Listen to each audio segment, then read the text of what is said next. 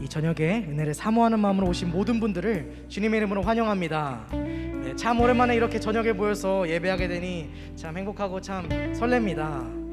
이 시간에 우리 그 반가운 마음과 그 옆 사람을 축복하는 마음을 가득 담아서 옆에 계신 분들을 한번 축복해 볼 텐데요. 당신은 하나님의 언약 안에 있는 축복의 통로, 우리 찬양하시면서 옆에 있는 분들을 축복하겠습니다. 당신은 하나님의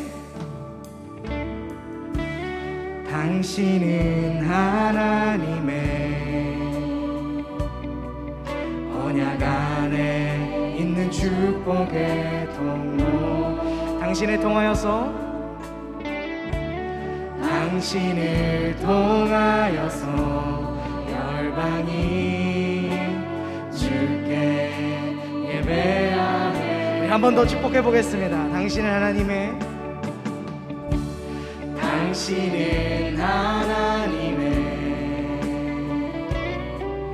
언약 안에 있는 축복의 통로. 당신을 통하여서 열방이 주께 예배하네. 이번에는 우리는 하나님의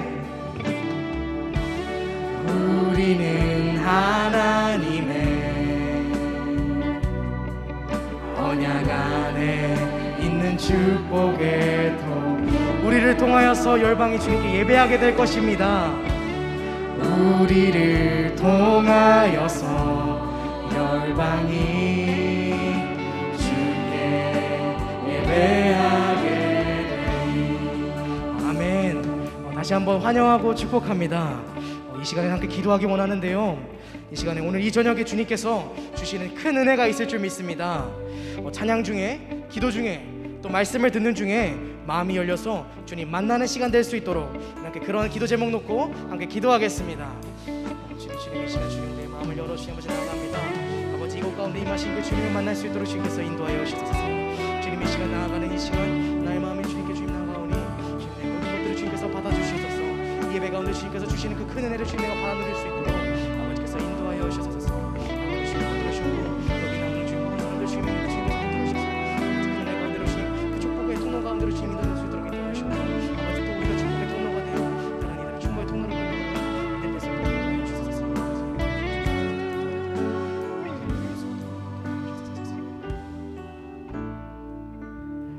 이 모든 말씀 예수님의 이름으로 기도드립니다. 아멘.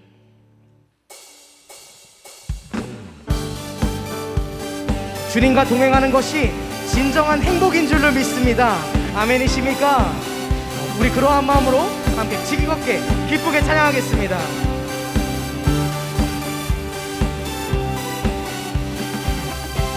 갈 길을 밝히 보이시니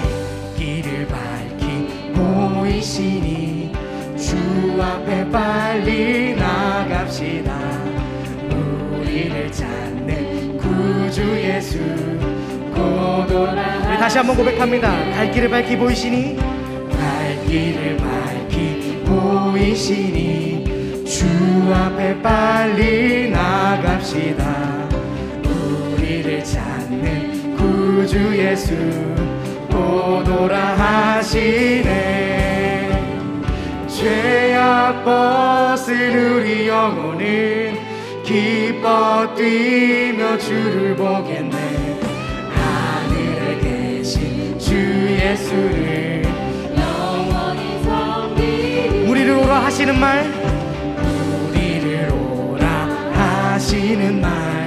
기쁘게 듣고 순종하세. 구주를 믿기 지체 말고 속속히 다시 한번 고백하기 원합니다. 우리를 오라 하시는 말 기쁘게 듣고 순종하세. 우주를 믿기 지체 말고 속속히 나가세. 아멘. 죄악 벗은 우리 영혼을 기뻐 뛰며 주를 보겠네. 하늘에 계신 주 예수를 영원히 죄악 벗은 우리 영혼은 죄악 벗은 우리 영혼을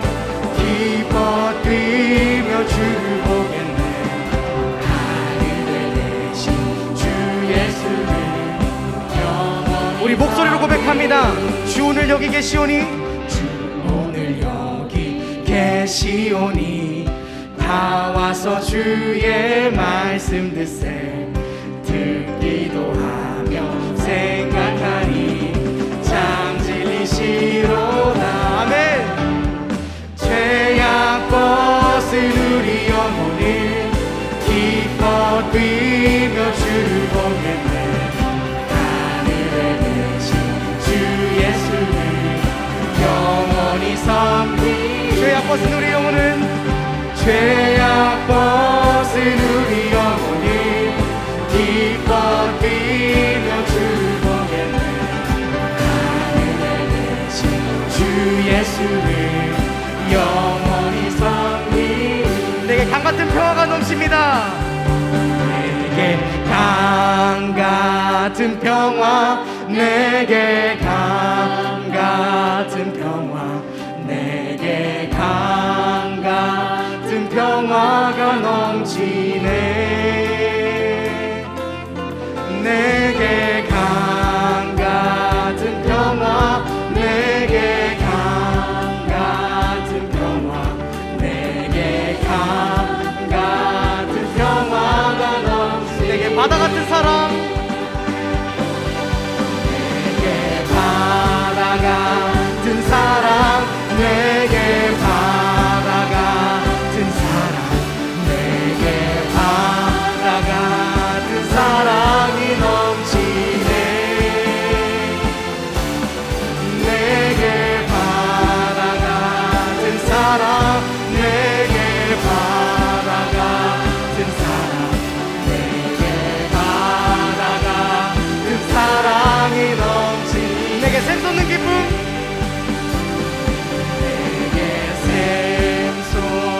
기쁨, 내게 샘솟는 기쁨, 내게 샘솟는 기쁨이 넘치네.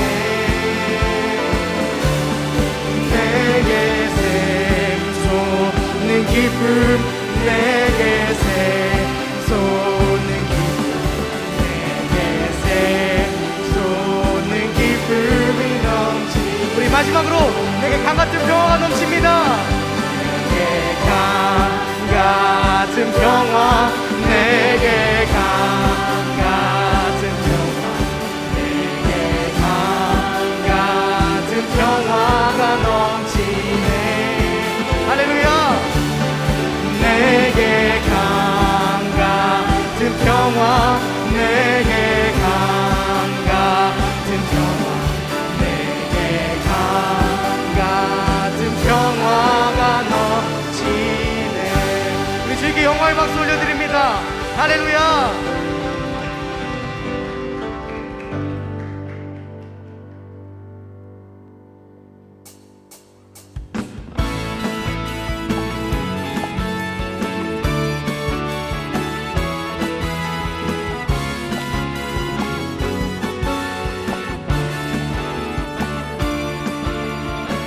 나의 가장 낮은 마음,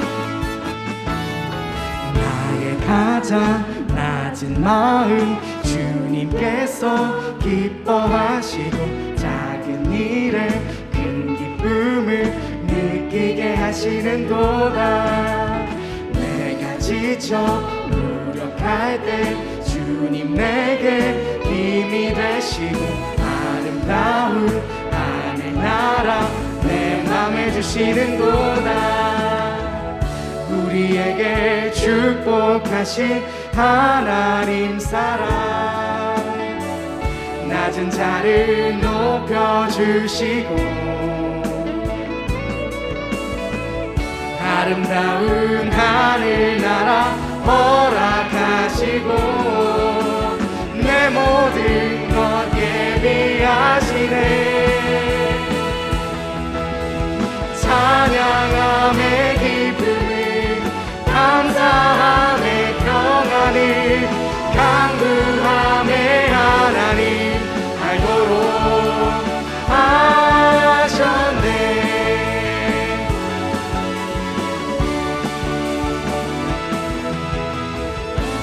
가장 낮은 마음, 주님 주님께서 기뻐하시고 작은 일에 큰 기쁨을 느끼게 하시는도다. 내가 지쳐 무력할 때 주님 내게 힘이 되시고 아름다운 하늘 나라 내 맘에 주시는도다. 우리에게 축복하신 하나님 사랑 낮은 자를 높여주시고 아름다운 하늘나라 허락하시고 내 모든 것 예비하시네. 찬양함의 기쁨을 감사함의 평안을 강구함의 하나님 알도록 하셨네. 찬양함의 기쁨을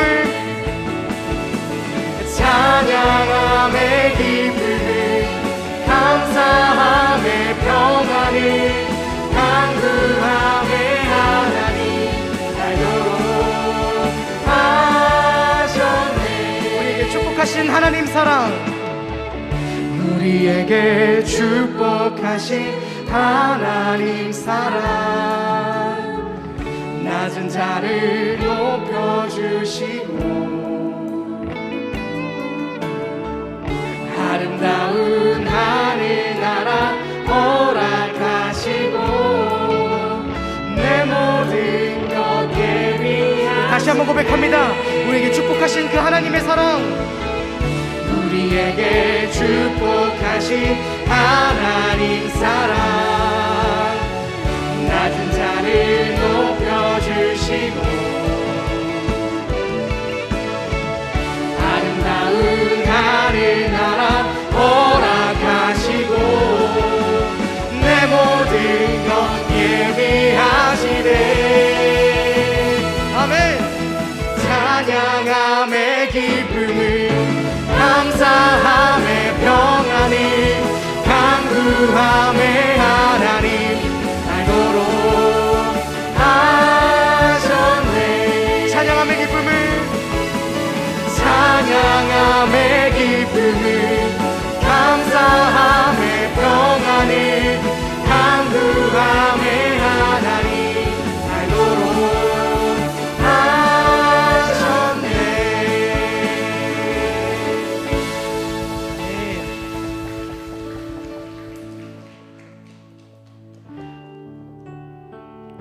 우리에게 허락하신 그 은혜를 기억하면서 우리 함께 찬양하겠습니다.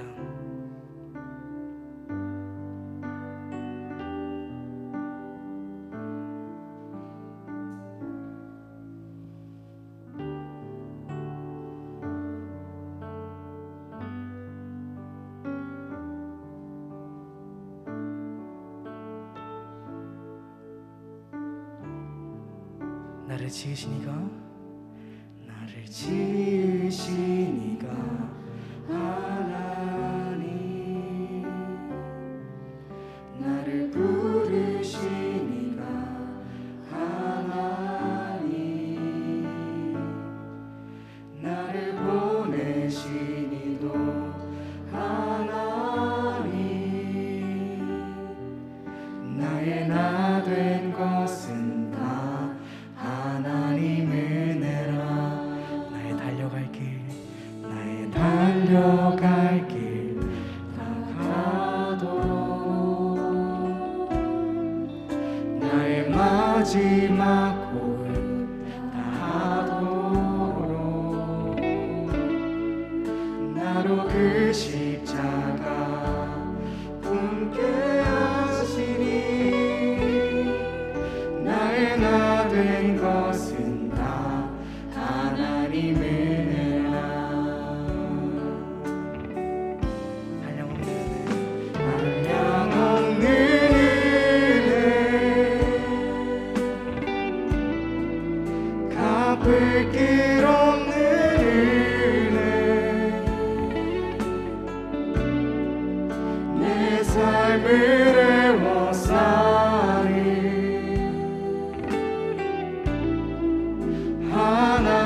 은혜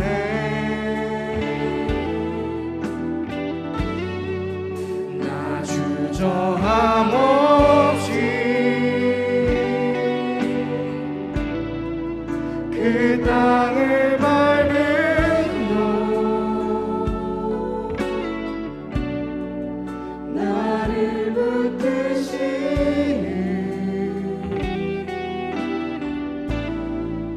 하나님의 은혜 다시 한번 고백합니다. 나를 지으시니가 나를 지으시니가 하나님 나를 부르시니가 하나님 나를 보내시니도 하나님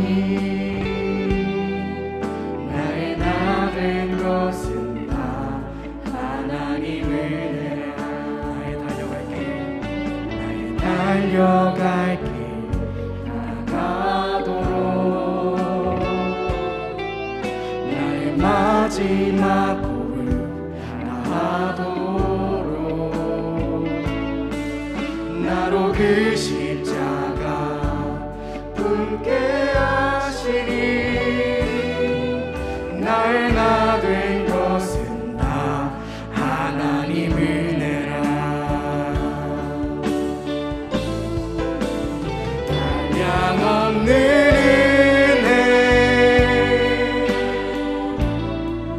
갚을 길 없는 은혜 내 삶을 애워싸리 하나님의 은혜 나 주저함 없이 그 땅을 밟은 곳 나를 붙드시는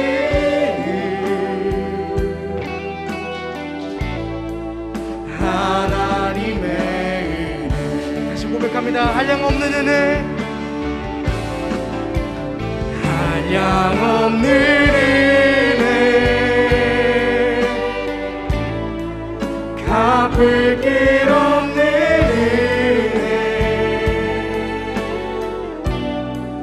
내 삶을 애워싸리 하나님의 은혜 나 주저함 없이 그 땅을 밟은 곳 나를 붙드시는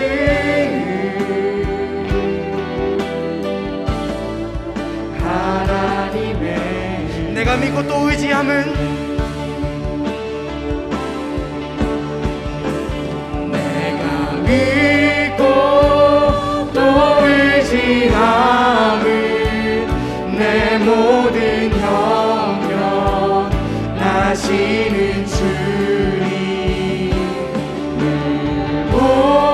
보호해 주실 것을 나는 확실히 아네 내가 믿고 또 의지함은 내가 믿고 또 의지함은 내 모든 형편 나시는 주님 보호해 주실 것을 나는 확실히 우리 마지막으로 고백합니다. 내가 믿고 또 의지함은 믿고 또 의지함은 내 모든 형편 나시는 주님 보호해 주실 것을 나는 확실히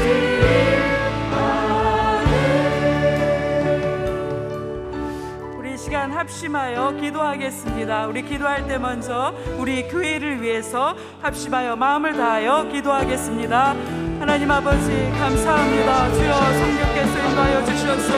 아버지 하나님 주님의 사랑하시는 몸된 교회로 아버지의 능력과 하나님의 사랑 안에 세워주시고 아버지 하나님의 기뻐하시는 교회로 하나님 아버지 날마다 인도하심을 주여 감사합니다. 주여 성령님 인자하여 주셔서 하나님의 은혜 가운데 날마다 하나님 아버지 건강한 교회가 되게 하시고 하나님 아버지 한국사와 지역사회를 이끌어갈 수 있는 하나님의 능력 있는 교회가 되게 도와주시옵소서.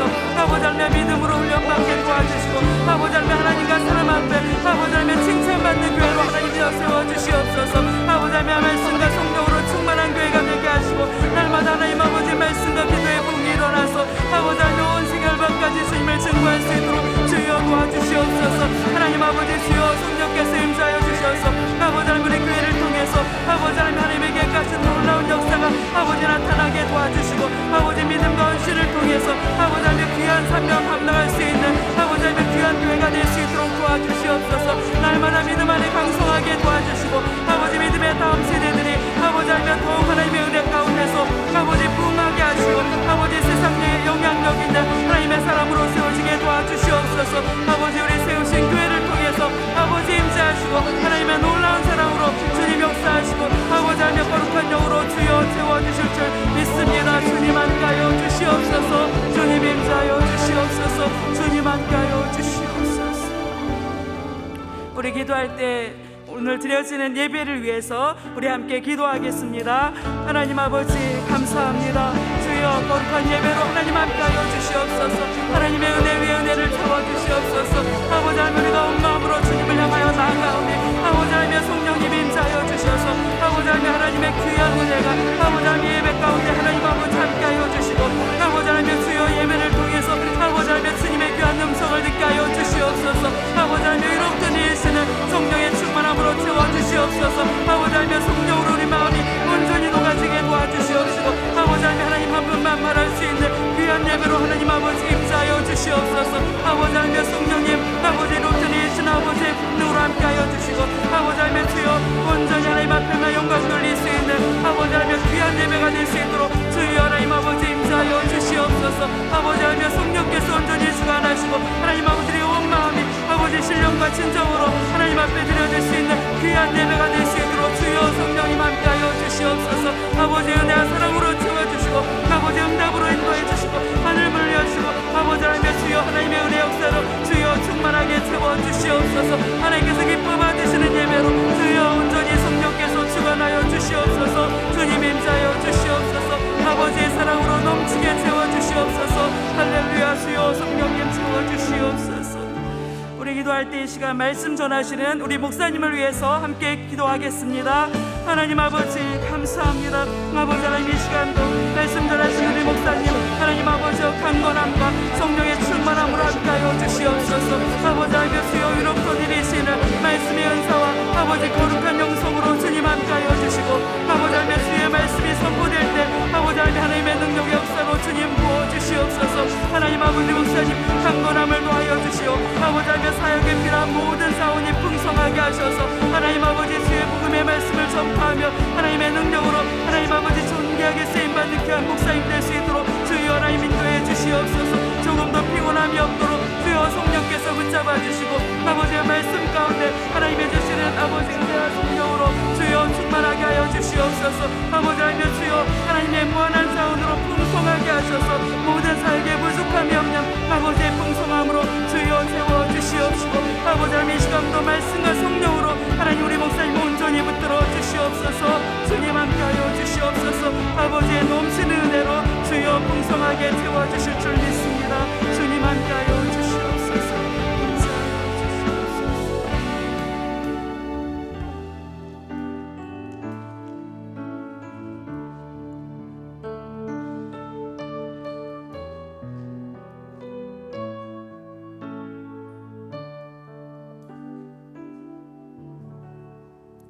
은혜와 사랑이 풍성하신 하나님 감사합니다.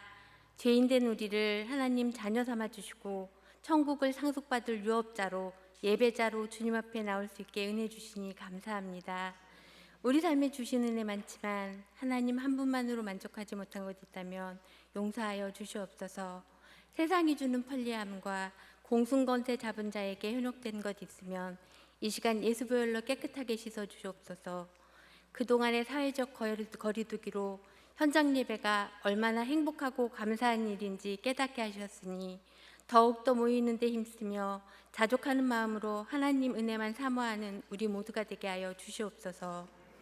어려운 시기를 지혜롭게 이겨나갈 은혜를 허락하시고 지치고 힘든 주님의 자녀들을 옳은 길로 인도하여 주시옵소서.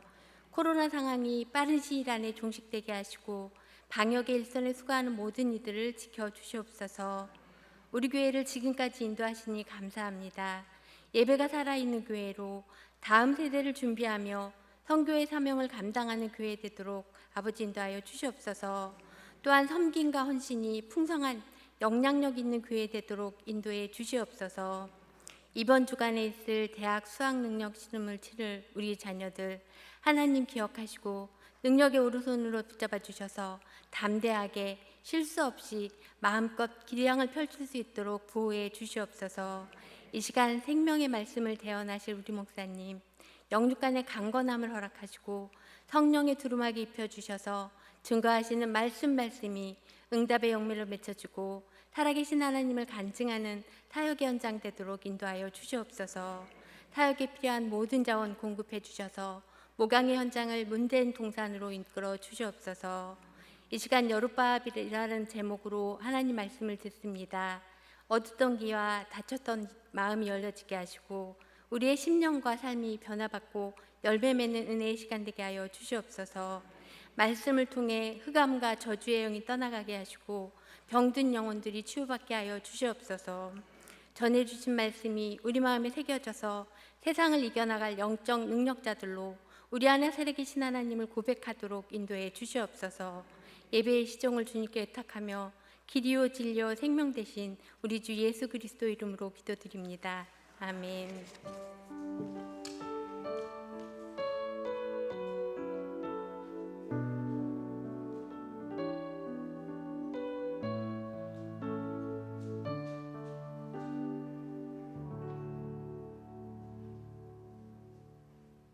모두 자리에서 일어나 하나님의 말씀을 듣겠습니다. 오늘 우리에게 주시는 하나님의 말씀은 사사기 6장 25절부터 32절입니다.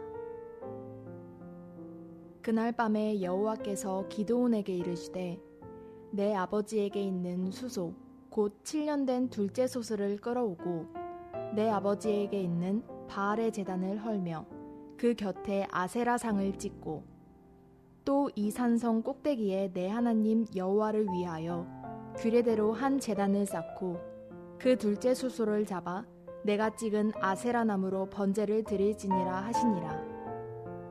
이에 기드온이 종 10사람을 데리고 여호와께서 그에게 말씀하신 대로 행하되 그의 아버지의 가문과 그 성읍 사람들을 두려워하므로 이 일을 감히 낮에 행하지 못하고 밤에 행하니라. 그 성읍 사람들이 아침에 일찍이 일어나 본즉 바알의 제단이 파괴되었으며 그 곁에 아세라가 찍혔고 새로 쌓은 제단 위에 그 둘째 수소를 드렸는지라.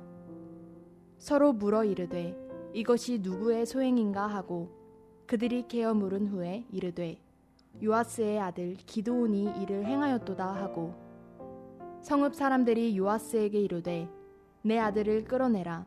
그는 당연히 죽을지니 이는 바알의 제단을 파괴하고 그 곁에 아세라를 찍었음이니라 하니 요아스가 자기를 둘러선 모든 자에게 이르되 너희가 바알을 위하여 다투느냐 너희가 바알을 구원하겠느냐 그를 위하여 다투는 자는 아침까지 죽임을 당하리라.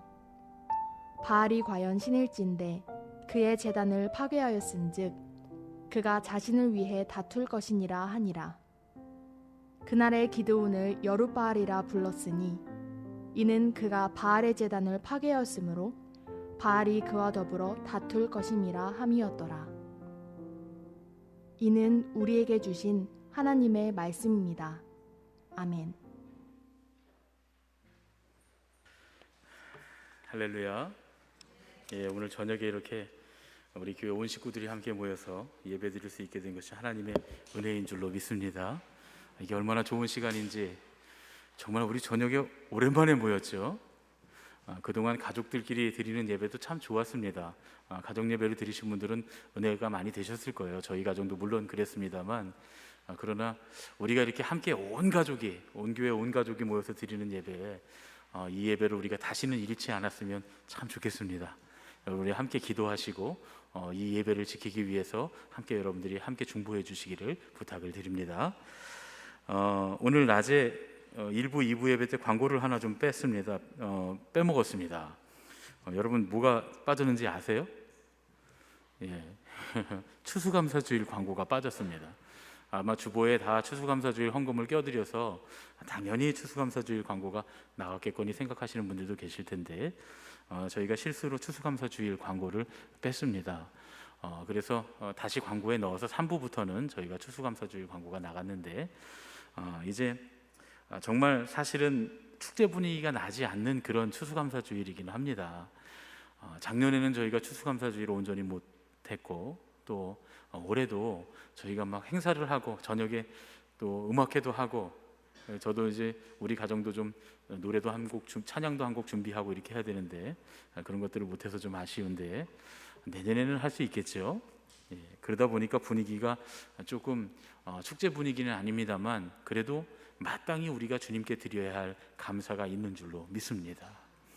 미국 교회가 먼저 시작했고 또 우리 한국 교회가 100여 년 이상 지켜온 이 추수감사주일, 하나님께 1년을 돌아보며 우리에게 주신 모든 것이 주님의 은혜임을 고백하는 그런 감사의 계절에 여러분들이 하나님께 감사하심으로써 하나님의 크신 은혜를 경험하는 그런 주일이 되시기를 예수님의 이름으로 축원합니다.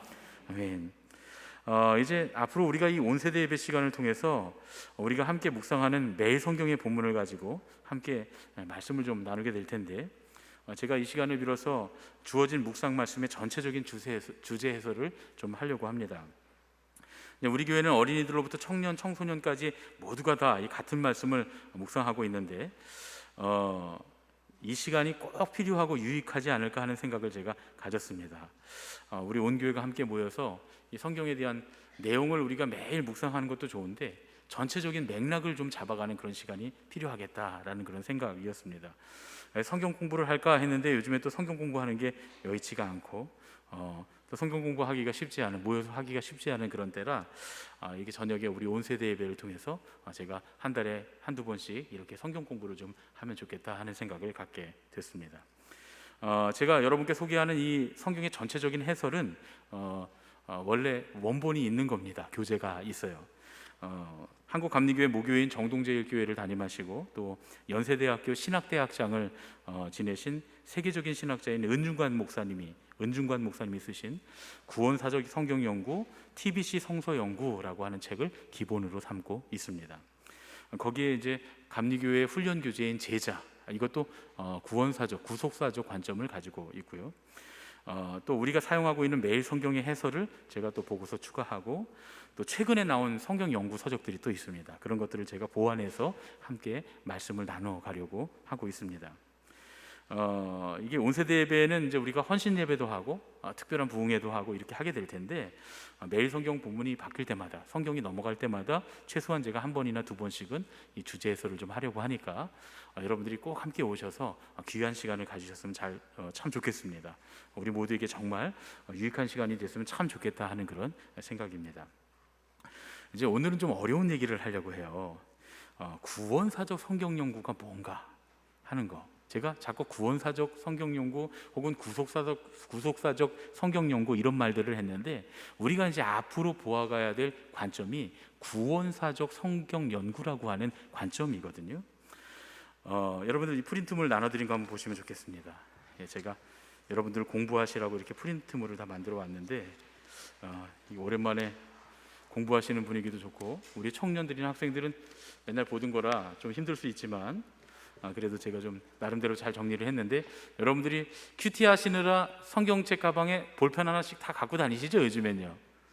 예, 요즘에는 다 큐티하시기 때문에 아마 성경책 가방에 볼펜 하나씩은 다 갖고 다니시는 걸로 제가 알고 있습니다. 여러분들이 볼펜 가져오신 분들은 볼펜을 가지고서 함께 적으면서 말씀을 나누면 좋겠습니다.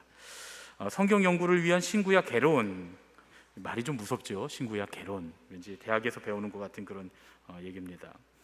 제일 먼저 성경의 탄생에 대해서 좀 얘기를 하려고 합니다. 여러분들이 이 얘기를 들으셨나 잘 모르겠지만 성경 공부할 때 성경이 어떻게 탄생되었나는 굉장히 중요합니다. 이건 하나님께서 우리에게 영감으로 주신 하나님의 말씀이다 라는 내용이 아니고, 사람들이 어떻게 이 성경을 우리의 지금 갖고 있는 66권으로 이렇게 모았는가에 대한 그런 말씀을 하는 거예요. 하나님께서 사람들에게 은혜를 주시고 감동을 주셔서 모았는데 어떤 과정을 통해서 이 성경들이 탄생되고 모아지게 됐는가에 대한 그런 이야기를 말씀을 드리는 겁니다. 첫 번째로 구약 성경은 성경은 우리가 읽는 66권의 성경을 정경이라고 합니다. 정경. 영어로는 캐논이라고 하는데 표준이라는 뜻입니다. 표준, 잣대 이런 뜻입니다. 우리가 갖고 있는 이 표준적인 정경, 성경 66권은 어떻게 형성이 되고 수집되고 탄생이 되었는가? 첫 번째로는 이제 구약 성경에 대해서 알아야 되죠. 구약 성경은 영어로는 TNK, 히브리어도 같은 말입니다. 히브리어로는 타나크라고 합니다. 타나크. 왜 타나크냐 하면 율법서인 토라의 T, 예언서인 네빔의 N, 그 다음에 성문서인 케투빔의 K, 이렇게 앞글자를 따서 히브리식 발음으로 타나크라고 읽는 겁니다. 근데 율법서인 토라는 이제 우리가 말하는 흔히 모세 오경을 말하는데요. 창세기, 출애굽기, 레위기, 민수기, 신명기, 요 5개의 책을 토라라고 히브리 사람들이 말을 해요. 이거는 이제 개별적인 기록들로 다 구전이 되다가 언제 이게 전체가 다 모아지게 됐냐 하면 주전 400년경에 에스라 느헤미야 시대에, 여러분 우리가 흔히 학사 에스라 이런 얘기 하잖아요. 느헤미야가 이제 느헤미야와 에스라가 바벨론 포로에서 돌아와서 이제 성전을 수복하고 성벽을 다시 수복하고 그러면서 성경도 수집합니다. 그때 학사 에스라가 수문학 광장에서 쫙 성경을 놓고 읽잖아요. 여러분 기억하시죠? 그때를 기점으로 해서 모세 오경이 다 모아졌다라고 보는 겁니다. 그래서 처음으로 성경으로 인정된 것은 구약의 토라, 모세 오경, 창세기, 출애굽기, 레위기, 민수기, 신명기 5권의 책이다. 여기서부터 시작을 하는 겁니다. 그리고 나서 이제 예언서가 이제 모아지게 되는데, 예언서는 네비임이라고 합니다. 예언서에는 전기 예언서, 제가 지난번에 말씀드렸을 거예요. 우리가 성경을 나누는 것과 히브리인들이 나누는 게 좀 다르다고 했는데, 히브리인 랍비들은 어떻게 하냐면 전기 예언서를 여호수아, 사사기, 사무엘상하, 열왕기상하 이렇게 요 성경들을 전기 예언서에 포함시킵니다. 그리고 이제 후기 예언서가 이사야, 예레미야, 에스겔, 그리고 이제 우리가 흔히 소선지서라고 말하는 것들이 있는데 호세야, 요엘, 아모스, 오바다, 요나미가, 나움, 하박국, 스바냐, 학개, 스가랴, 말라기. 근데 요건 언제 다 모아졌냐 하면 주전 200년경에 모세오경이 다 모아진 뒤에 200년이 지난 후에, 그때 이스라엘 역사를 쭉 돌아보면서 예언자들의 예언 중에 성취된 예언자들, 그러니까 이 예언자가 참된 예언자였구나라고 증명된 예언자들을 중심으로 성경이 모여지게 됩니다. 그러니까 이 예언은 오래전에 됐지만 정말 그 예언자의 예언대로 이 역사에 이루어졌는가 라는 것들을 검사해서 조사를 해서, 그래서 정말 이 예언자들의 예언이 참이었구나 하는 예언자들의 책만을 모아서 이제 예언서로 인정을 합니다. 그 두 번째 인정된 게 예언서였어요. 그리고 제일 마지막으로 성문서, 케투빔이라고 하는 책들이 모아지고 성경으로 인정되는데, 우리가 흔히 지혜서의 범주에 넣는 시편이나 잠언이나 욥기, 또 5개의 단편 아가서, 룻기, 예레미야, 애가, 전도서, 에스더, 그 다음에 다니엘, 에스라, 느헤미야, 역대상하, 이렇게 요 책들을 묶어서 전부 다 성문서 케투빔이라고 부릅니다. 이건 언제 만들어졌냐면요, 이거는 예수님 이후에 만들어졌습니다. 이스라엘 백성들이 예루살렘 성전을 뺏기고 나서 야브네라고 하는 그 도시 하나만 이제 인정을 받고 이 모든 이스라엘의 회당이 다 무너지게 돼요. 로마에게 완전히 초토화됩니다. 그때 이 야브네라고 하는 그 회당 하나만을 간신히 우여곡절 끝에 나중에 이거에 대한 아주 재밌는 스토리가 있습니다. 그 얘기도 제가 해드릴 텐데 간신히 얻어내서 거기에 회당 하나를 지키고 이제 성경 말씀들을 그곳에 다 보관을 해둡니다. 여기에 야브네에서 주후 90년경에 얌리야 회의라는 게 열려요. 랍비들이 다 같이 모여서 얌리야 회의를 열어서 이때 구약 성경 39권을 확정합니다. 그러니까 이때 성문서를 확정하면서 구약 성경은 39권이다 이렇게 확정을 하는데, 요 얌리야 회의에서 이제 구약 성경은 우리 개신교인들이 우리가 한 게 아니에요. 크리스찬들이, 기독교인들이 한 게 아니라 유대의 랍비들이 성경 39권을 구약 성경으로 정경으로 묶어 놓습니다. 우린 그걸 그대로 받은 거예요. 자, 그러면 이제 신약 성경은 언제 형성이 되느냐? 신약 성경도 비슷한 역사를 가지고 있습니다. 언제 쓰여졌느냐? 사실은 여러분 이제 좀 이따 제가 신약 성경이 쓰인 순서에 대해서 말씀드릴 텐데, 제일 먼저 쓰인 건 사도 바울의 서신들이에요. 교회에 여러 가지 문제들이 생기니까 사도 바울이 여러 교회에 서신을 써서 보내기 시작하면서 성경이 쓰여지기 시작했습니다. 그러다가 이제 예수님께서 재림하시는 것이 점점 늦어지고, 그 다음에 사도들이 하나씩 순교하기 시작해요. 예수님의 재현은 늦어지고 사도들이 하나씩 순교하기 시작하니까 이제 예수님의 말씀을 전해줄 사람들이 없게 된 거예요. 그래서 위기를 느낀 교회에서는 성경을 기록하기 시작합니다. 그래서 복음서가 기록이 되게 되는데, 제일 먼저 기록된 건 마가복음이에요. 제가 마태복음 먼저 썼지만 마가복음은 네로 황제의 박해 속에서 또 유대전쟁의 그 끔찍한 상황 가운데서 고난당하는 기독교인들에게 예수님의 고난을 바라보면서 고난을 신앙으로 이겨내라 라는 의미로 마가복음을 처음으로 쓰게 됩니다. 그래서 마가복음에는 예수님의 고난이 굉장히 강조되어 있어요. 사실 앞뒤 다 잘라버리고 그 16장 안에 예수님의 고난으로 가서 예수님이 꽉 고난당하시는 그 이야기까지가 기록되어 있습니다. 그 안에 이제 Q 자료라고 하는 유명한 성서 자료가 있는데, 하여튼 그것이 모태가 돼서 마가복음이 만들어지고, 마가복음을 보고서 참고해서 마태복음, 누가복음, 요한복음을 쓰게 되는 거예요. 마태복음은 유대인 출신의 기독교인, 이 마태의 공동체는 유대인 출신의 기독교 공동체였습니다. 이곳에서 자기들이 쓸 성경을 쓰게 됐던 거죠. 이 마태 공동체라고 합니다. 그 다음에 이제 누가복음과 사도행전은 예수님의 복음이 예수님에 의해서 갈릴리에서 예루살렘까지, 그리고 또 예수님의 제자들을 통해서 예루살렘에서 온 세계 로마까지 전해지는 그 과정을 서술한, 누가가 서술한 복음서이고요. 요한복음은 이제 유대교로부터 기독교가 독립돼서 발전하면서 기독교를 유대교의 완성으로 전하는 그런 의미로 전한 복음서입니다. 그러니까 마가복음을 통해서 마태복음과 누가복음이 이렇게 참고를 하고 추가하는 방식이었다면, 요한복음은 이 마태복음, 마가복음, 누가복음에 빠져 있는 이야기들을 다시 말하는 방식으로 쓰여져 있습니다. 이건 요한의 공동체에서 사용됐던 성경입니다. 서신서는 전부 21권으로 되어 있는데요, 문서가 다 편지로 되어 있습니다. 새롭게 세워진 초대교회들에게 그 안에 생겨진 어떤 신앙적인 문제, 윤리적인 문제, 이런 것들에 대해서 신앙적으로 지도하기 위해서 사도들이 쓴 편지, 그것들이 서신서인데요, 제일 먼저 써진 건 사도 바울의 바울 서신들입니다. 여기 바울 서신이라고 하는 건 바울의 이름이 들어가 있어야 돼요. 서신 안에 바울의 이름으로 교회나 개인에게 발송된 13개의 편지들을 말하는데, 교리적인 서신으로는 로마서와 갈라디아서가 이게 믿음으로 의롭다함을 얻는다라고 하는 가장 기초적인 교리를 담은 편지고요. 그 다음에 이제 실천적인 서신, 어떻게 기독교인으로서 살 것인가에 대한 이야기는 고린도전서, 고린도후서. 교회 안에서 일어나는 그런 실질적인 문제들, 어떤 파벌의 문제라든가 송사의 문제, 음행의 문제, 우상의 문제, 제사의 문제, 음식을 어떻게 먹고 뭐 머리는 어떻게 쓰고 옷은 어떻게 입을까, 이런 거에 대한 실제적인 신앙 지도를 담은 그런 편지입니다. 그래서 우리가 실제적으로 신앙하는데 그 기준이 고린도전후서에 들어 있습니다. 그러니까 사도 바울의 서신을 읽을 때 기초적인, 가장 기본적인 믿음으로 의롭게 되는 의에 대해서 우리가 더 깊이 알고 싶다 그러면 갈라디아서와 로마서를 읽으시면 되고, 교회 생활을 하면서 세상에서 살아가면서 어떻게 신앙인으로 살 것인가에 대한 기준을 얻으려면 고린도전서와 후서를 읽으면 된다, 그런 얘기죠.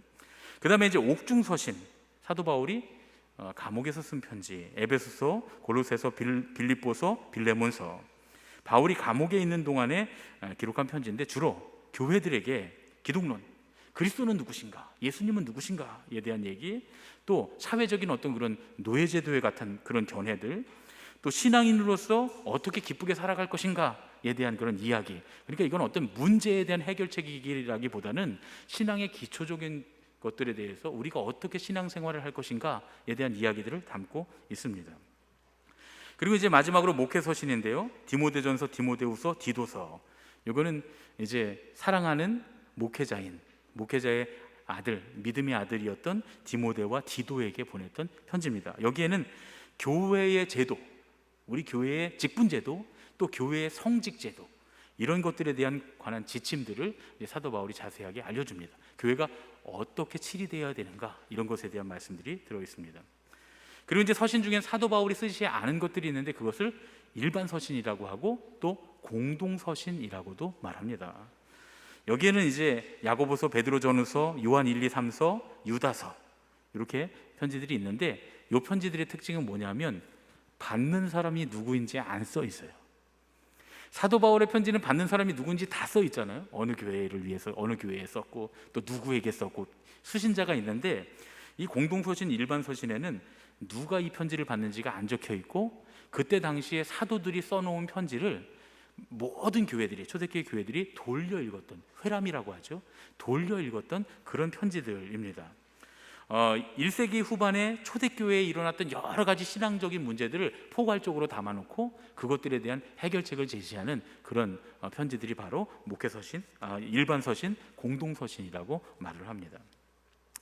그리고 이제 세 번째로는 묵시문학인데요, 묵시문학은 요한계시록을 말합니다.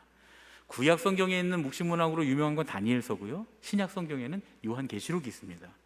근데 요한계시록은 박해 가운데 기록된 박해문학이에요. 그래서 상징들과 은어들로 기록이 되어 있어서 아직까지도 그 뜻이 무엇인지 정확하게 알 수 없는 단어들이 요한계시록에는 많습니다. 다수가 있어요.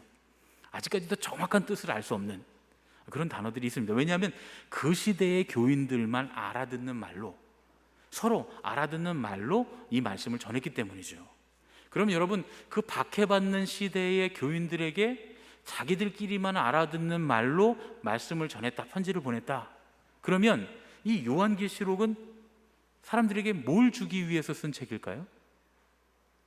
우리가 생각하는 것처럼 하늘의 비밀을 이뤄갖고 미래에 어떤 일이 일어날 건가 하는 그런 예언서일까요? 아니면 고난받고 있는, 박해받고 있는 교인들을 위로하기 위한 것이었을까요?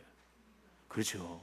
고난받는, 박해받는 교인들이 위로받을 만한 말씀들을 이 안에 넣었다.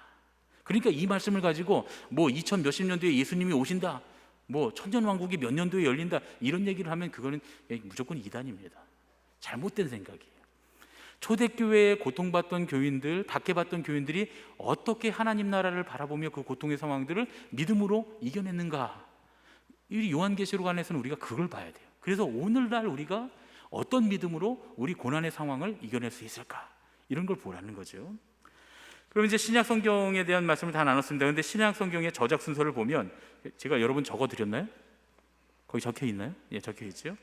데살로니가전서, 데살로니가후서, 갈라디아서, 고린도전후서, 로마서, 빌레몬서, 빌립보서, 그리고 그제서야 마가복음, 편지들이 쭉 쓰여진 다음에 그제서야 마가복음, 마태복음, 누가복음, 요한복음은 아직 안 나오죠. 누가복음과 사도행전은 한꺼번에 쓰여졌습니다. 그렇죠? 첫 번째, 두 번째로 순서대로 쓰여졌습니다. 그리고 야고보서, 골로새서, 베드로전서, 히브리서, 그리고 그제서야 요한복음이 나옵니다. 요한복음은 좀 늦게 기록됐어요. 요한이 제일 오래 살았잖아요, 제자들 중에. 그래서 하나님의 말씀을 자기 공동체에 이렇게 예수님의 말씀을 전할 때 좀 늦게 편지를 썼던 것 같아요. 그래서 조금 늦었습니다. 그리고 나서 요한계시록, 유다서, 요한 1, 2, 3서, 에베소서, 디도서, 디모데 전후, 베드로 후서, 이렇게 됐다고 학자들이 이제 연구한 내용. 정확하게 맞느냐? 이건 이제 몇 년도에 썼다고 안 써 있으니까 그렇지는 않지만 전체적인 역사적인 정황을 봐서 학자들이 이 순서에 의해서 성경이 쓰여졌을 것이다 라고 대부분 동의를 하는 내용입니다. 이제 그러면 이 성경들이, 우리가 지금 갖고 있는 이 66경의 성경은 어떻게 66권이 됐냐는 거예요. 여러분, 66권 말고도 성경이 꽤 많습니다. 외경이라고 부르는 것도 있어요. 실제로 천주교 성경을 보면 우리가 모르는 마카베오서, 우리 성경에 없는 거예요. 그런 것들이 들어있어요. 그걸 뭐라고 하냐면 그거를 외경이라고 합니다. 성경 66권 안에 들지를 못했지만 성경과 거의 공통된 이야기를 하고 있고, 그리고 성경에 준하는 가치를 갖고 있는 책들, 그러니까 그것들도 성경이라 해서 정경 외의 외경이라고 합니다. 그리고 나서 위경이라는 게 있어요. 위경은 가짜라는 뜻이잖아요. 위조하다 할 때 위자니까 가짜 성경인데, 그런 것들은 이제 가끔 뭐 유튜브나 여러분들이 어떤 기사 같은 거 보면 몇천 년 전에 성경이 발견됐는데 학계를 뒤흔들 만한 놀라운 이야기가 쓰여져 있다. 요건 다 위경입니다. 가짜 성경. 왜냐하면 옛날에 다 있었는데 안 받아들였던 거예요. 교회 초대교회에서 여러분 지금 가만히 생각해 보시면 초대교회 교부들이 성경을 정경화 작업을 했는데 지금 우리보다는 훨씬 예수님의 말씀이 뭐였는지 더 잘 알을 수 있어요. 왜냐하면 제자들하고 같이 지냈고 실제로 그 교부들 중에 예수님의 말씀을 직접 들은 사람들도 있고, 그렇다 보니까 이 사람들이 정경화 작업을 할 때는 그렇게 예수님으로부터 오래 지나지 않은, 제자들의 세대로부터 오래 지나지 않은 시대에 이 정경화 작업을 마쳤기 때문에, 그래서 그들이 볼 때 여러 가지 자료들이 많았어요. 비교해 볼 자료들, 이게 진짜 예수님의 말씀 제자들이 쓴 글인가를 비교해 볼 만한 자료들이 많이 있었어요. 지금은 뭐 전쟁 때문에 많이 유실되고, 지금은 또 우리가 봐도 이게 어느 게 더 진실에 가까운지 알 수 없지만 그 당시 사람들은 알 수 있었다 이거죠. 그렇게 생각해 보면 그 당시에 이 정경화 과정을 하는 과정이 굉장히 중요했겠다. 그리고 그 당시에 성경으로 받아들이지 않았던 것들은 지금 아무리 뭐 몇천 년 전 성경이 발견됐다 해도 그게 진실에 가깝기는 어렵다라고 하는 그런 말씀입니다. 정경화 과정은 정말 아이러니하고 우습게도 이단 때문에 시작됐습니다. 이단. 마르시온이라고 하는 이단이 있었어요. 이 마르시온은 영지주의 이단이었습니다. 영지주의적 기독교를 가진 그런 이단이었는데, 이 사람이 막 이런 성경 저런 성경 다 모아놓고 자기의 영지주의의 그 이론을 뒷받침하는 그런 교리를 만들어 놓고서 그 교리를 뒷받침하는 성경들을 모아놓고 이게 성경이다 이렇게 말해버린 거예요. 이것들만 읽어야 된다 이렇게 말해버렸어요. 그러다 보니까 초대교회에 이제 발칵 뒤집어졌습니다. 마르시온이 저게 성경이라는데 정말 저게 맞냐? 그래서 초대교회 교부들이 이제 성경을 하나씩 구별하기 시작합니다. 구분해 놓습니다. 오늘 오전에 말씀드렸던 오리겐, 제가 그 악마론을 편집했다고 하는 오리겐, 종합했다는 이 사람이 천사론도 했는데, 이 사람이 맨 처음에 정경화 작업도 이 사람이 제일 먼저 했습니다. 아마 정리를 굉장히 잘하는 분이었던 것 같아요. 그래서 이 오리겐이 마르시온의 영지주의적인 그 정경에 반대해서 거룩한 문서, 여기서 거룩한 문서는 뭐냐 하면 사복음서, 바울서신, 베드로전서, 요한일서, 사도행전, 요한계시록, 이걸 거룩한 문서로 묶어놓습니다. 그리고 나서 교회들 간에 논란이 없는 책들, 그러니까 오리겐이 보기에는 사복음서와 바울서신과 베드로전서와 요한일서, 사도행전, 계시록은 이거는 성경이 맞았던 거예요. 전통적으로 교회 초대교회 전통적으로 사도들의 이야기를 다 들어서 비교를 해봐도 이거는 성경이 딱 맞았던 겁니다. 거의 뭐 우리가 지금 보고 있는 성경이 다 들어있죠. 거기에다가 교회들 간에 논란이 없는 책들, 교회들의 신학자들이 다 같이 모여서 이게 성경이 맞냐 이렇게 말했을 때 크게 이견이 없었던, 이거 괜찮은 거다, 성경이다, 내용적으로도 전혀 문제가 없다라고 한 것들, 그것들이 뭐냐 하면 히브리서, 베드로후서, 요한이서, 요한3서, 야고보서, 유다서, 바나바서, 처음 듣는 책이죠. 디다케, 히브리복음, 허마스의 목자. 뒤에 여러분들이 성경에서 못 들으신 건 외경입니다. 외경. 그건 외경입니다. 이렇게 구분을 해 둡니다. 그랬다가 이제 3세기, 4세기에 가서 3세기와 4세기 사이에 완전히 정경화 작업이 이루어지게 되는데, 유세비우스라고 하는 사람이 이제 야고보서, 유다서, 베드로후서, 요한이서, 요한3서 등의 책을 인정을 합니다. 이것들은 성경에 편입하자. 오리겐의 말대로 이거는 문제가 없는 책이니까 이건 성경에 편입하고, 바나바, 디다케, 히브리복음 이것들은 성경에서는 좀 성경으로 치기엔 좀 모자란다. 그래서 이것들은 정경에서는 배격을 합니다.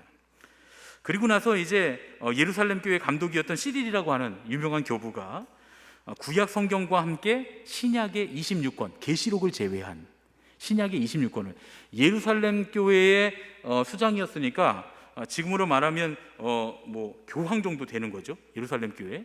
그러니까 이 시릴이 예루살렘 교회 감독이었던 이 시릴이 지금 우리가 갖고 있는 성경 66권 중에 요한계시록 하나만을 뺀 65권을 정경으로 공포를 합니다. 그리고 나서 이제 알렉산드리아의 감독이었던 이제 이 아타나시우스라고 하는 유명한 사람이 있는데요. 이 유명한 아타나시우스 감독이 이제 교구 안에 있는 교회들에게 부활절 메시지를 전하면서 지금 우리가 갖고 있는 27권 요한계시록까지 다 합쳐진 신약 27권을 합해서 성경 66권을 정경으로 선포를 합니다. 그리고 난 다음에 히포레기우스 종교회의 393년, 그 397년에 있었던 카르타고 종교회의에서 공식적으로 우리가 갖고 있는 66권이 정경으로 확정이 됩니다. 여러분, 이 정경화 과정을 아는 건 굉장히 중요한데요.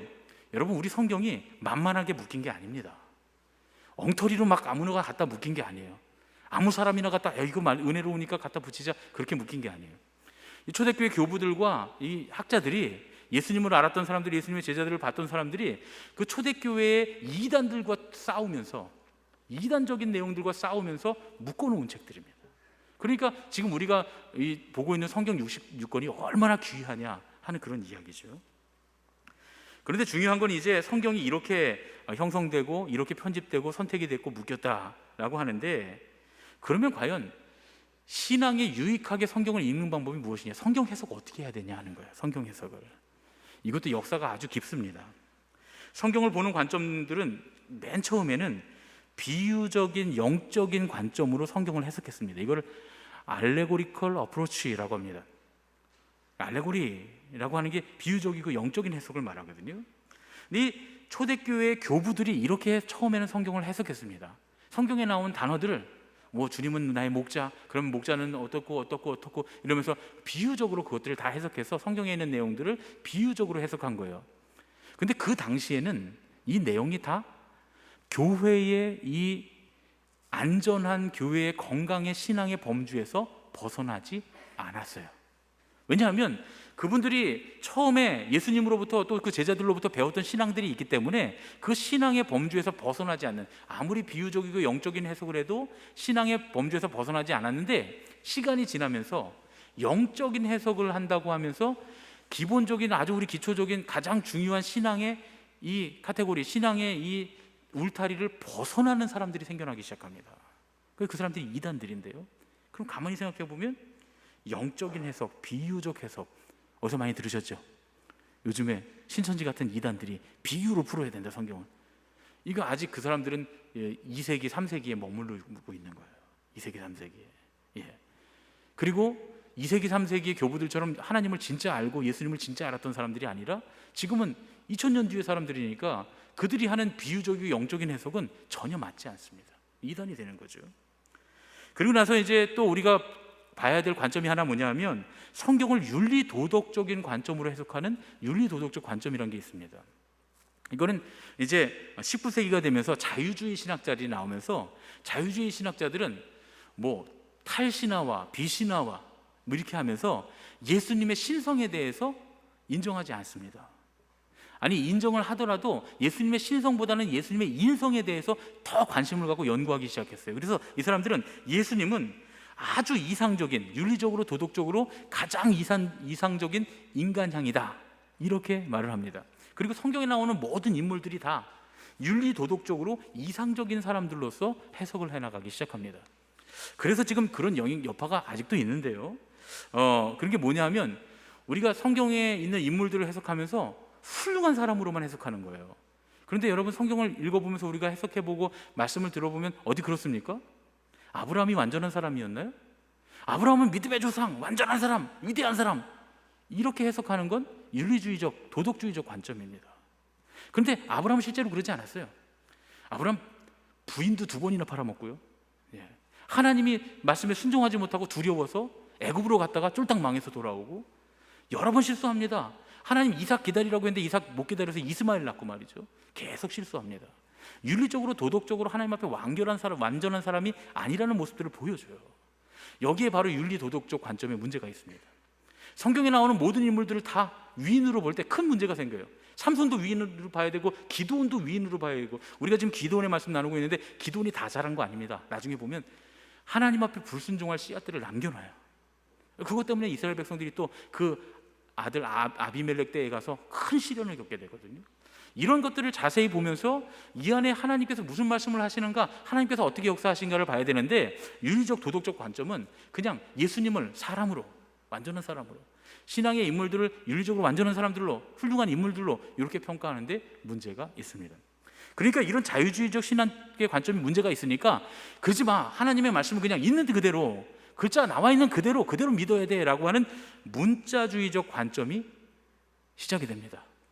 여러분, 이 자유주의 신학이 그렇게 하다 보니까 이제는 성경의 근본으로 돌아가자라고 하는데 이걸 근본주의라고 해요. 근데 여러분 들어보시면 아시겠지만 근본주의 그러니까 좋지만은 않은 것 같죠. 성경을 말씀 그대로 믿자, 축자 영감설, 성경 무호설, 이런 이론들이 등장하게 되는데, 한때 우리나라에서도 저 고신 같은 그런 측에서 이 축자 영감설, 성경 무호설을 주장했습니다. 그러다 보니까 어떤 문제가 생겼냐면, 이걸 따르는 사람들은, 아직까지 이 성경 해석에 머물러 있는 사람들은 성경을 보면서 자기가 갖고 있는 성경이 완전한 거예요. 예를 들면 개역 한글판 성경을 가지고 자기들의 신학을 만든 교단들은 개역 한글판이 개역 개정판으로 개정되면 안 됩니다. 왜냐면 큰일 나요. 원래 원본에 맞게, 우리가 원래 히브리어나 원래 히라보 원문에 맞게 다시 해석을 하게 되면 자기들이 만들어 놓은 신학이 깨져요. 그래서 이단들은 보면 대부분 개역 개정판 성경이나 새번역 성경을 쓰지 않습니다. 옛날 고리짝적 개역 한글판을 쓰죠. 이건 또 아무것도 아닙니다. 어떤 사람들은 킹제임스 버전만 쓰는 사람들도 있어요. 영국의 킹제임스 버전, 그것도 요즘에 새로 개정된 개정판이 아니라 옛날 고리짝적 하나님을 이게 your name이 아니라 thy name, 이렇게 우리가 잘 안 쓰는 그런 단어들을 쓴, 옛날에 이해할 수 없는 단어들로 써 있는 그 책만이 유일하게 하나님께서 우리에게 허락하신 성경이다, 이렇게 말하는 사람이 있어요. 아니, 히브리어 원문도 있고 히라보 원문도 있는데 왜 영어로 번역한 킹제임스 버전이 유일한 하나님께서 우리에게 허락하신 성경이냔 말이에요. 그런데 축자 영감설, 성경 무호설을 믿는 사람들은 그렇게 주장합니다. 그러니까 성경의 말 하나하나가 다 의미가 있고 그것들이 다 옳아서 고칠 수 없다는 거예요. 그러니까 이런 극단적인 근본주의적 신앙에 빠지게 됩니다. 한국교회도 이거에 많은 몸살을 앓았어요. 그리고 지금도 이런 근본주의적 신앙이 팽배합니다. 예를 들면 이런 거예요. 지구 역사 6,000년설. 이 지구 역사가 6,000년밖에 안 됐다는 거예요. 이거 성경 무엇을 주장하는 사람들이 하는 얘기다, 얘들아. 목사님 하는 얘기 아니야. 우리는 과학으로 증명된 이 지구의 역사를 믿는 사람들이에요. 그러나 그 안에 하나님의 역사가 있다고 믿습니다. 다만 하나님의 하루가 천년과 같고 하나님의 천년이 하루와 같다는 사실도 우리는 믿는 사람들입니다. 그리고 또 어떤 문제들이 생기냐면 여성 안수 반대. 성경 문자 그대로 해야 되니까 여자들은 교회에서 잠잠할지니라, 어디 교회에서 여자가 설교를 해요? 여러분, 놀라운 사실은 아직까지도 여성을 목사나 장로로 안수 안 하는 교단이 있는 것뿐만 아니라 심지어 여성은 강단에 올라서 설교도 못하는 교단이 한국에 아직도 존재합니다. 버젓이 공식적인 교단이라고 하는 거예요. 그 사람들이 건전한 교단이라는 거예요. 그런데 여러분, 이런 식의 성경 해석은 굉장히 위험하다 하는 거죠. 그 당시 시대에 이랬다고 지금 시대에 이런 게 아니에요. 하나님께서는 그 당시 시대의 사람들이 받아들일 만한 그들의 윤리와 그들의 사고방식에 맞는 말씀으로 그들에게 하나님의 복음을 주셨어요. 지금 시대는 지금 시대의 사람들이 갖고 있는 상식과 우리의 이성과 우리가 갖고 있는 우리의 삶의 생활 방식에 맞는 방식으로 하나님께서 우리에게 주님의 복음을 주실 줄로 믿습니다. 그렇죠. 평신도들도 올라와서 설교할 수 있고, 여자분들도 얼마든지 올라와서 설교할 수 있고, 말씀 전할 수 있고, 기도인도 할 수 있고, 그래야 되잖아요. 그게 하나님의 뜻이죠. 그래서 그런 의미에서 우리 감리교단은 세계 최초로 여성 안수와 또 여성 설교권을 준 교단이다. 좋은 교단이다. 그렇게 여러분들 생각하시면 좋겠습니다. 그래서 이제 이런 문제점들이 많이 있으니까 아예 학자들이 과학적이고 문학적인 관점에서 성경을 연구하자, 이런 운동이 시작됩니다. 이게 바로 역사적 비평적 관점입니다. 현대의 성경 연구 방법은 다 여기에 속해 있습니다. 역사적이고 비평적인 관점에 들어있어요. 학문적인 성경 연구 방법인데 여기에는 편집사 비평, 그 당시에 이 책 글들을 왜 이렇게 편집했는가라고 하는 그 편집사들을 비평하는 것, 문헌 비평, 이 문헌과 이 문헌을 비교하고 또 이 문헌은 어떤 문헌의 시대에 속해 있는가 등을 비교하는 그런 문헌 비평들, 또 본문 비평, 이 본문 전체가 어떤 의미를 갖고 있는가, 그걸 과학적이고 문학적으로 보는 거예요. 그다음에 수사학적 비평, 여기에 쓰여진 문체들, 이 말의 어체들이 과연 이게 어떤 의미로 이렇게 쓰인 건가, 그 당시에는 어떤 의미로 쓰였는가, 이런 것들을 밝혀내는 거고요. 또 구속사적 비평, 이건 나중에 다시 설명하겠습니다. 이런 것들 성경을 과학적이고 문학적인 기준으로 연구하면서 모든 사람들이, 누구나 심지어 예수 안 믿는 사람들도 인정할 수 있는 그런 성경 해석 방법을 고안해낸 거예요.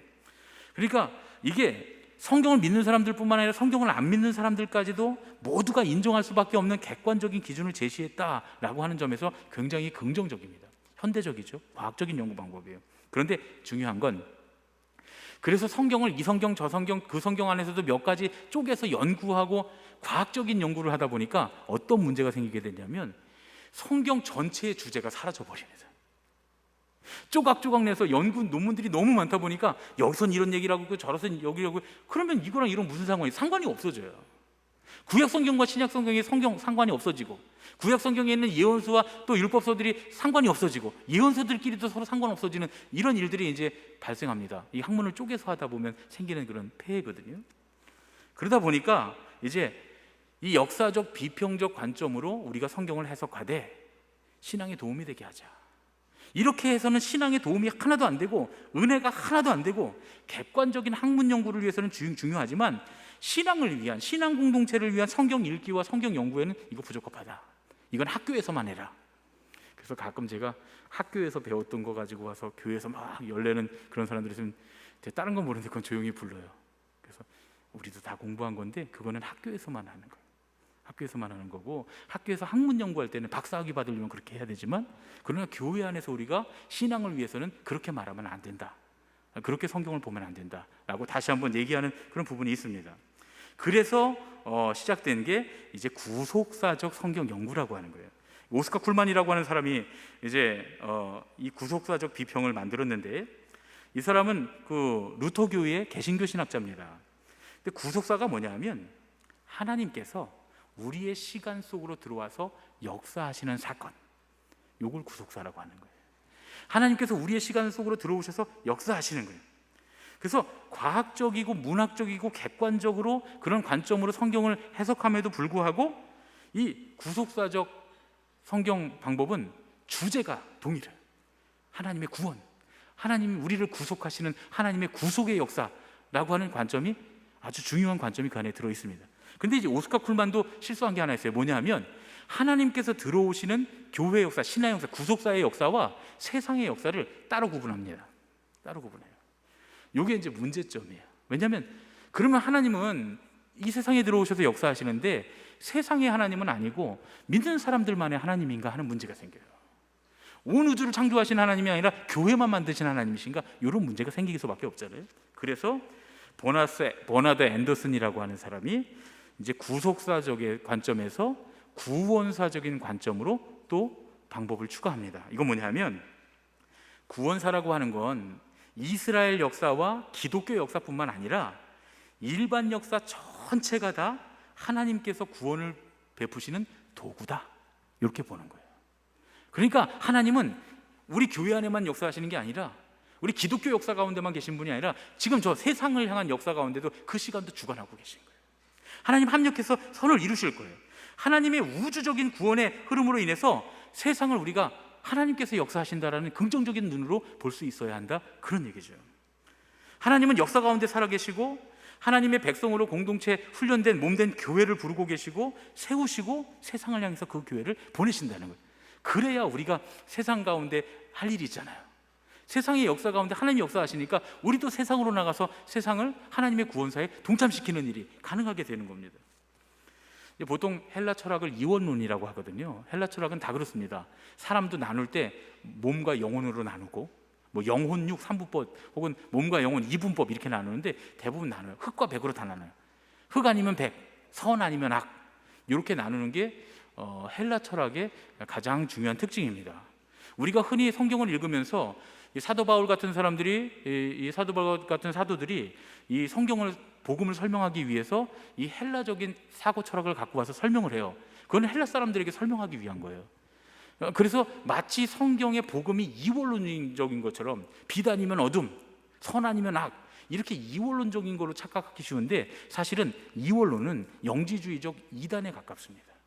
교회 안에서 뭐 세상 문화 다 안 돼, 영화 보러 가면 안 되지, 뭐 드라마 보면 안 되지, 세상 노래 부르면 안 돼, 이런 것들은 이원론적인 관점이에요. 하나님께서 온 우주를 구원하신다는 관점에서 보면 우리가 세상 노래도 하나님의 은혜롭게 부르고, 세상 노래를 불러도 찬송가처럼 부르고, 세상에 가서 영화를 봐도 하나님의 은혜가 경험되고, 오늘 드라마를 봤는데 하나님 안에서 우리 가족이 이렇게 사랑해야 되는구나 하는 걸 느끼고, 그렇게 하는 게 구원사적인 관점, 이론론적인 관점입니다. 이런 이론론적인 관점이 원래 히브리적인 사고방식이에요. 하나님 백성의 원래 사고방식입니다. 그러니까 우리는 분리하고 나누는 사람들이 아니라 합치는 사람들이에요. 그리고 합쳐서 좋게 만드는, 보시기에 좋았더라 이렇게 만드는 사람들이다. 하나님이 낮과 어둠을 나누셨지만 그 낮과 어둠이 조화롭게 돌아가니까 하나님 보시기에 좋았잖아요.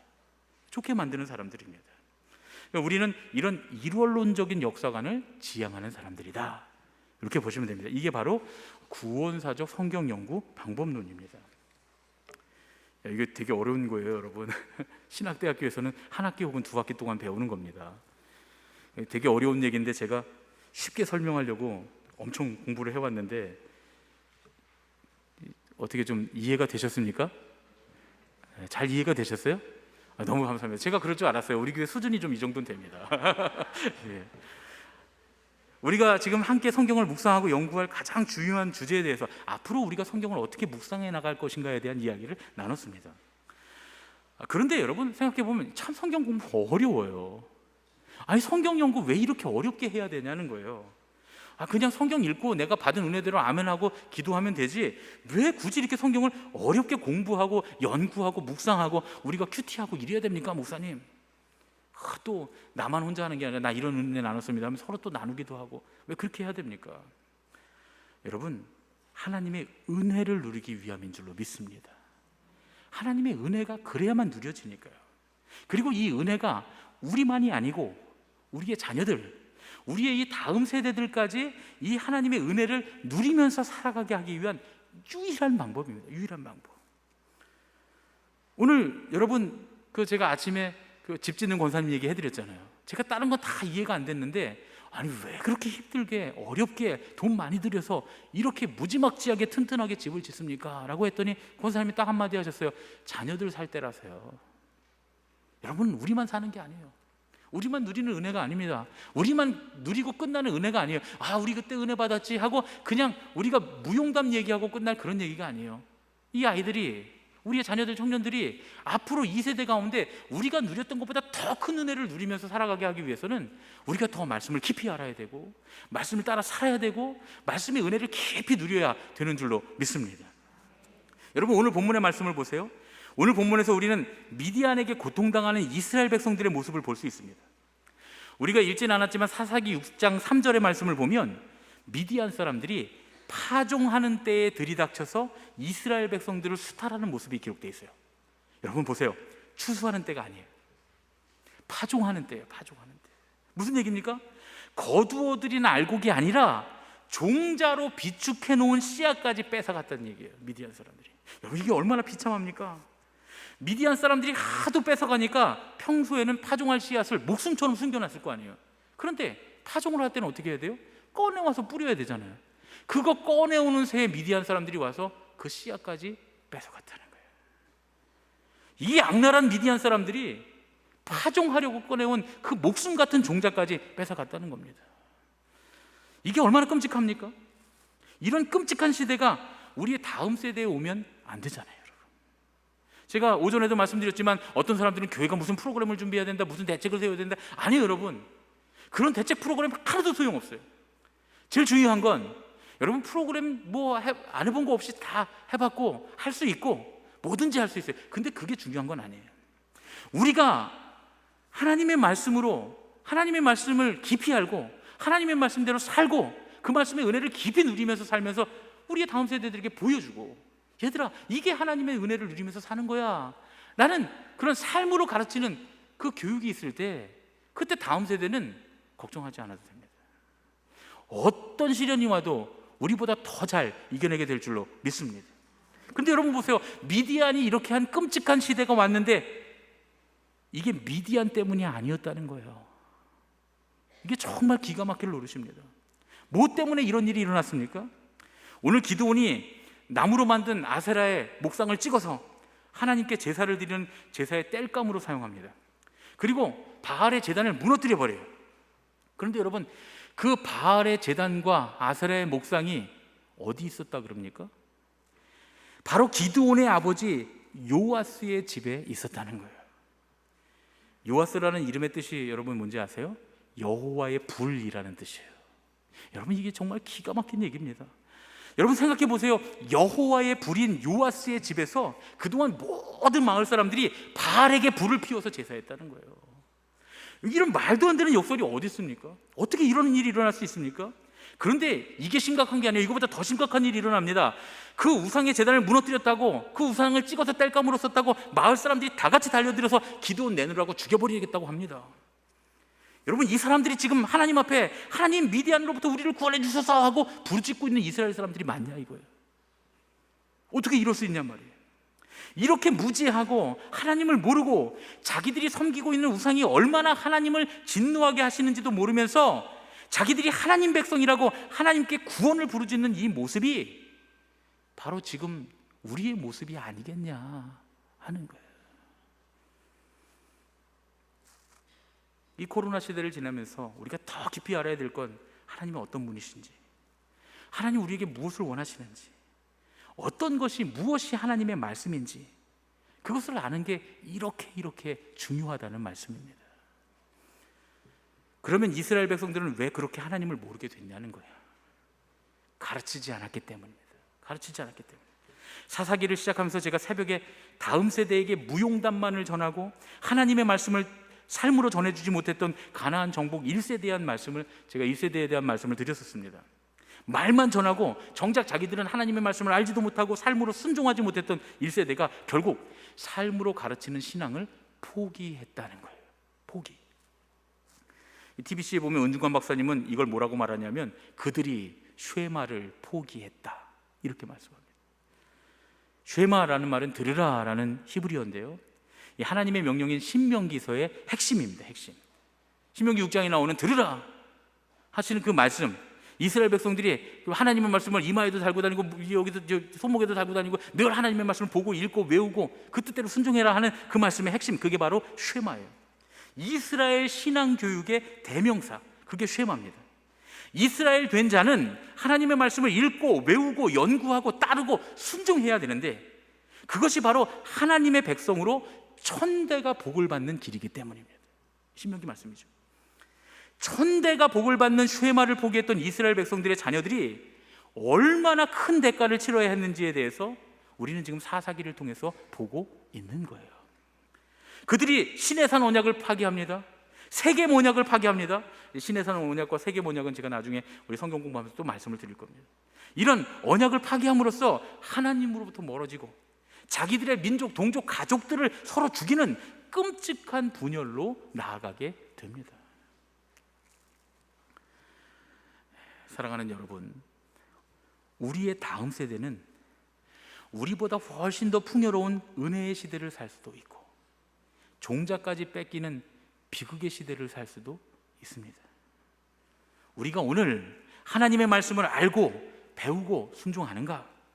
그리고 우리의 입술을 통해서만이 아니라 우리의 삶으로 그들에게 우리의 신앙, 하나님께서 주신 이 신앙을 가르치는가? 거기에 우리 다음 세대들의 미래가 달려 있습니다. 그냥 잘 먹이면 되지, 교회에서 잘해주면 되지, 전도사님들이 목사님들이 잘하겠지. 아니요, 그거 갖고 되지 않는다는 거예요. 바로 우리가 신앙으로 살고 하나님을 알고 하나님의 뜻대로 삶으로써 믿음을 보여주고 전수해줘야 된다는 겁니다. 여러분 어떻게 하시겠습니까? 지금 더 열심히 말씀을 묵상하고 하나님을 알고 순종하겠습니까? 아니면 예전에 나도 그랬지 하면서 신앙생활에 무용담만을 늘어놓는 그 가나안 정복 1세대의 실수를 답습하시겠습니까? 대답은 정해져 있죠. 지금 더 열심히 하나님의 말씀을 읽고 묵상하고 하나님을 알아가고 주님의 말씀에 순종함으로써 우리의 이 세대뿐만 아니라 우리의 다음 세대까지 하나님의 은혜가 충만한 삶을 살도록 이끄는 그런 저와 여러분이 되어야 할 줄로 믿습니다. 그런 은혜가 있으시기를 예수님의 이름으로 축원합니다. 아멘. 우리 시간에 하나님의 은혜 한 번 더 우리 찬양하시고 우리 결단할 때, 하나님, 우리가 하나님의 말씀을 더 알고 더 깊이 알아가고 묵상하고 읽고 주님의 말씀을 따르는 자들이 되게 하여 주시옵소서. 그리하여 우리가 지금 누리고 있는 이 깊은 은혜가 우리의 다음 세대들에게까지 신앙의 삶으로 전수될 수 있도록 인도하여 주시옵소서. 우리 함께 결단하고 기도하겠습니다.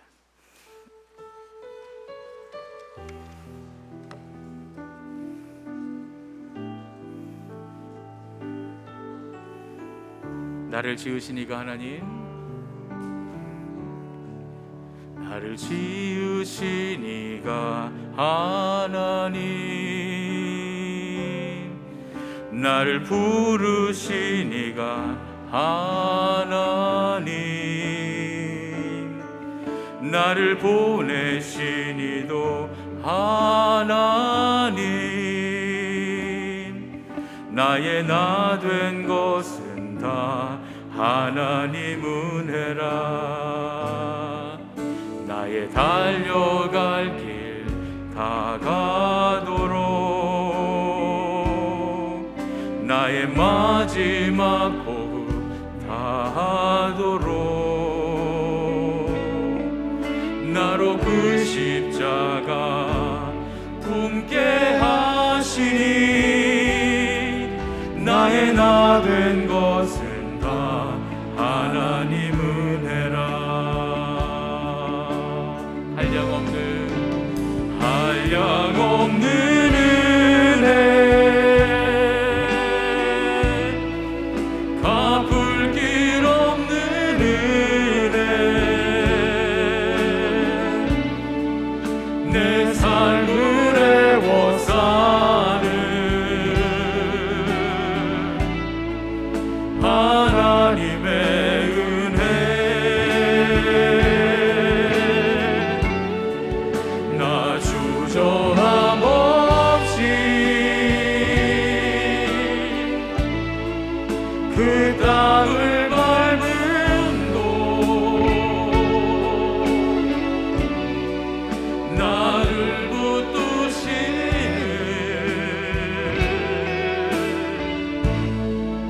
하나님의 은혜. 우리 한 번 더 찬양하겠습니다. 나를 지으신 이가 하나님, 나를 지으신 이가 하나님, 나를 부르신 이가 하나님, 나를 보내신 이도 하나님, 나의 나 된 것은 다 하나님 은혜라. 나의 달려갈 길 다가도록, 나의 달려갈 길 다가도록, 나의 마지막 호흡 다하도록, 나로 그 십자가 품게 하시니, 나의 나 된 것은 다 하나님 은혜라. 한량없는 은혜, 한량없는 은혜, 갚을 길 없는 은혜,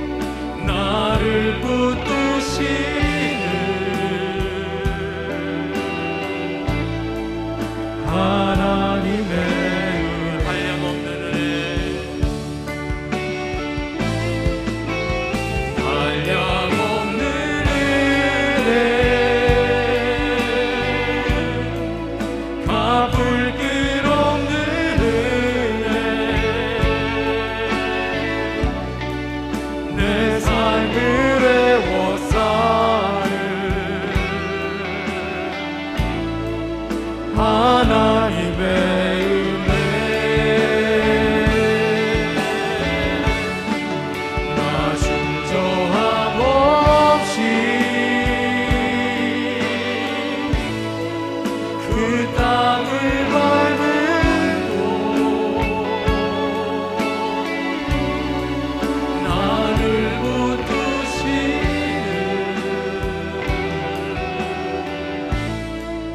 하나님의 은혜. 사랑하는 여러분, 우리는 누구에게 배우지 않고 신앙을 시작했습니다. 우리가 처음 믿을 때 아무도 우리를 신앙을 가르쳐 줄 사람들이 없었어요. 그래서 하나님께서 우리를 배우지 못했고 알지 못했고 우리가 매달려 연구하지 못했지만 하나님 우리에게 우리가 생각했던 것보다 훨씬 더 큰 은혜를 부어주셨습니다. 우리의 삶 가운데 지나온 발자취 안에 하나님께서 주신 크신 은혜가 다 있으시죠? 정말 말할 수 없는 하나님께서 우리에게 베풀어 주신 그 은혜들이 있으시죠? 우리의 자녀들도, 우리의 다음 세대들도, 우리의 오는 세대들도 그 은혜를 경험해야 하지 않겠습니까? 그러면 이제는 우리가 더 깊이 하나님을 알고, 이제는 그전에는 모르고 하나님의 은혜를 경험했다면 이제는 더 깊이 알고 하나님의 은혜를 간구하고 하나님의 뜻을 따라 살면서 하나님의 은혜를 경험하는 귀한 삶을 살아야 할 줄로 믿습니다. 그 모습만이 우리의 다음 세대들을 그들에게 우리보다 더 큰 은혜를 경험하는 세대로 만들어주는 그런 유일한 방법인 줄로 믿습니다. 오늘 시간 우리가 함께 기도할 때 하나님 더 열심히 말씀을 알게 하여 주시옵소서. 하나님을 더 알게 하시옵소서. 주님의 은혜에 더 깊이 빠지게 하여 주시옵소서.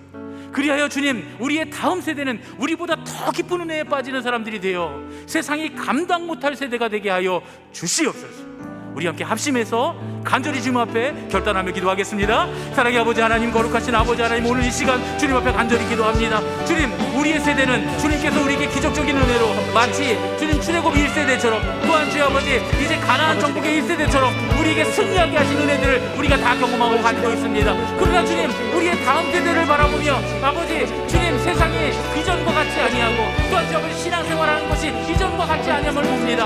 아버지 더 많은 적들이, 더 강한 적들이 주의 아버지 이제 우리 다음 세대들에게 주의 아버지 달려올 텐데 미디안과 같은 적들이 와서 우리 다음 세대들에게 종자까지 빼앗아가는 그런 주의 아버지 안타깝고 비참한 상황이 생기지 않도록 아버지 이들을 훈련시킬 수 있도록 인도하시옵소서. 그러기 위해 우리가 먼저 주님의 말씀을 쇠만을 물려줄 수 있도록 인도하여 주시옵소서. 주님, 삶으로 주님의 말씀을 살고 주님 무엇보다 주님의 말씀을 깊이 깨닫고 연구하고 애쓰고 주님의 뜻대로 살려고 우리가 몸부림침으로 아버지 우리의 삶이 또한 우리의 좀 신앙의 모습이 우리의 다음 세대들에게 아버지 주님의 은혜를 전하는 주님의 더욱더 깊은 은혜를 경험하게 하는 놀라운 은혜가 있게 하여 주시옵소서. 오늘 이 밤에 주님 우리가 결단하고 기도합니다. 아버지 주님, 왜 이렇게 어렵게 신앙생활 해야 됩니까? 왜 이렇게 어렵게 성경을 연구해야 됩니까? 왜 이렇게 하나님의 말씀에 어렵게 순종해야 됩니까? 그러나 주님 이 방법이 아니고서는 다음 세대에게 제 아버지 고난 가운데 있지 아니하고 주님의 은혜를 경험하게 할 방법이 없습니다. 아버지 출애굽 1세대처럼 혹은 주 아버지 이제 주님 이스라엘의 주 아버지 정복을 했던 가나안 정복 1세대처럼 아버지 그들의 삶으로 주 아버지 그들에게 자녀들에게 물려준 것을 보게 하여 아버지 결국은 그 고통과 고난의 시간들을 다시 되돌아가야 했던 그 자녀들처럼 되지 아니하고 우리는 주님 이 자리에서 결단하고 아버지 주님의 말씀 그대로 살고 연구하고 주님의 뜻대로 살기로 결단하여 아버지 우리 다음 세대들에게 쇠마를 물려주는 다음 세대들에게 아버지 삶으로 가르치는 믿음을 물려주는 신앙의 삶을 물려주는 성원이 될 수 있도록 아버지 우리를 붙드시고 인도하여 주시옵소서. 아버지 오늘 이 밤에 주님 기도하는 심령들마다 결단하게 하시고 은혜를 알게 하시고 세상의 많은 것들 아버지 대책을 세워야 한다 하지만 이 코로나가 끝나갈 때 아버지 주님 어떤 대책이 아니라 무엇보다 먼저 우리가 하나님을 더 깊이 알고 하나님의 말씀을 더 묵상하고 하나님의 뜻대로 살기를 결단하며 오늘의 점의 신앙의 가장 중요한 기본과 기초를 물려주는 믿음이 될 수 있도록 인도하여 주시옵소서. 우리 우정부시의 교회가 그 일을 위해서 주님의 손에 들려 쓰임받게 하여 주시고 우리 교회 온 가족들이 온전히 주님의 그 거룩한 일에 쓰임받을 수 있도록 인도하여 주시옵소서.